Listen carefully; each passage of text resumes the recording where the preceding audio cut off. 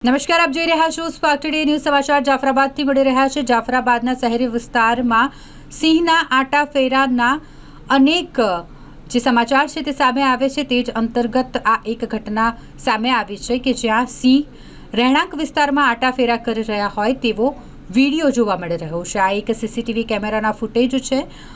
જાફરાબાદના રહેણાંક વિસ્તાર જોગો સોસાયટીનો આ વિડીયો હોય તેવું જાણવા મળી રહ્યું છે, જ્યાં એક પશુની પાછળ 3 જેટલા સિંહો ભાગી રહ્યા હોય તેવો વિડીયો કેમેરામાં કેદ થયો છે।